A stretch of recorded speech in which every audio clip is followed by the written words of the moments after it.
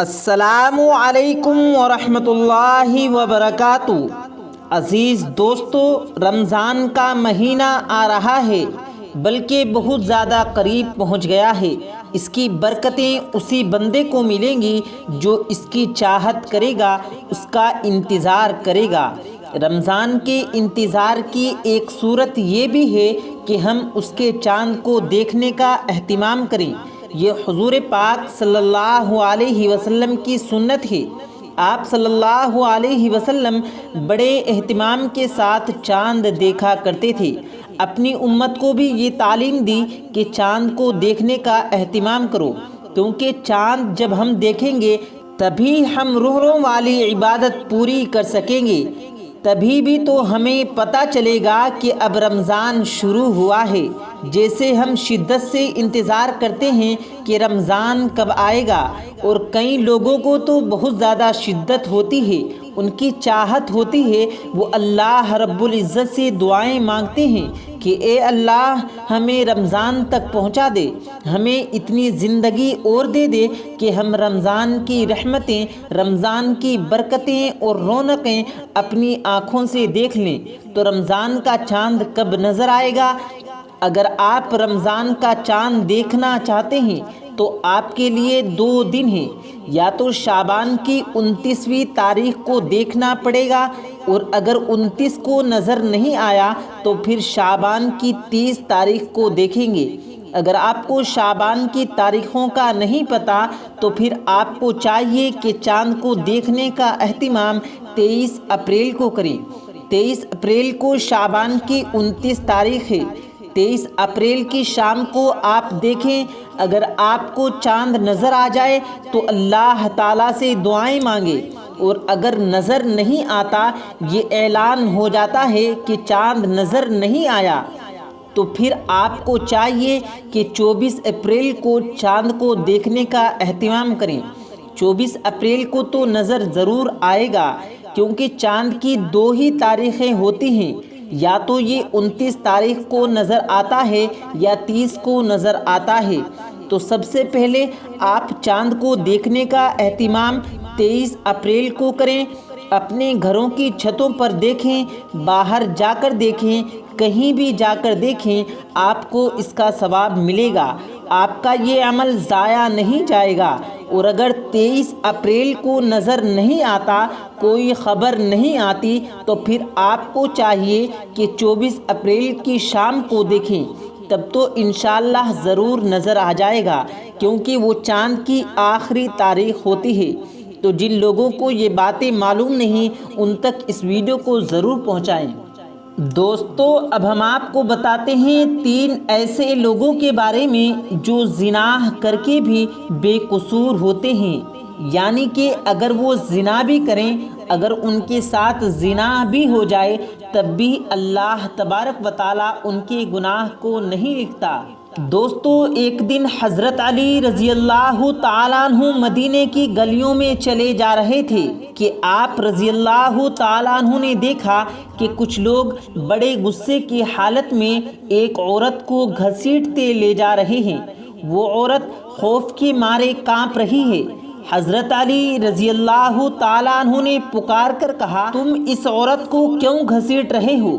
تو لوگوں نے بتایا کہ اس عورت نے بدکاری کی ہے، یعنی کہ زنا کیا ہے، اس لیے امیر المؤمنین حضرت عمر رضی اللہ تعالیٰ عنہ نے اس عورت کو سنگسار کرنے کا حکم دیا ہے۔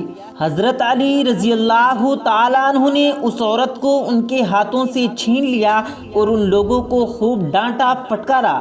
چنانچہ وہ لوگ حضرت عمر رضی اللہ تعالیٰ عنہ کے پاس واپس گئے اور حضرت علی کے بارے میں بتایا کہ انہوں نے ان کے ساتھ ایسا سلوک کیا ہے۔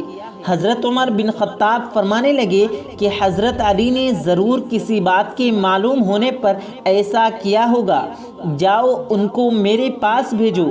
حضرت علی غصے کی حالت میں تشریف لائے تو حضرت عمر نے ان سے پوچھا، آپ نے ان لوگوں کو کیوں واپس کر دیا اور ان کو اس بدکار عورت پر حد پار کرنے سے کیوں روکا؟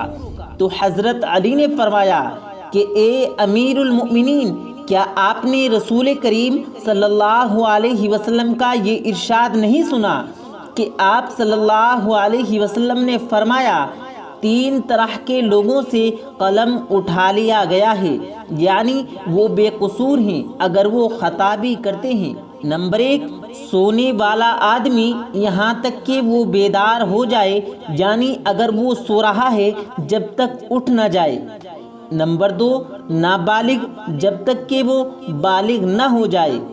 نمبر 3، پاگل آدمی جب تک کہ وہ باہوش نہ ہو جائے، یعنی کہ پاگل ہے تو جب تک اسے ہوش نہ آ جائے تب تک وہ اگر قصور بھی کرتا ہے تب بھی وہ بے گناہ ہے۔ حضرت عمر رضی اللہ تعالیٰ عنہ نے فرمایا کہ ہاں، میں نے یہ ارشاد نبی صلی اللہ علیہ وسلم سنا ہے۔ حضرت علی رضی اللہ تعالیٰ عنہ مسکرائے اور فرمایا، اے امیر المؤمنین، اس عورت کو کبھی کبھی دیوانے پن کا دورہ پڑتا ہے، ہو سکتا ہے کہ وہ آدمی اس کے پاس اس حالت میں آیا ہو کہ اسے دیوانے پن کا دورہ پڑ رہا ہو۔ یہ سن کر حضرت عمر نے اس عورت کو رہا کر دیا۔ تو دوستو، اس طریقے سے اس عورت کی جان بچ گئی۔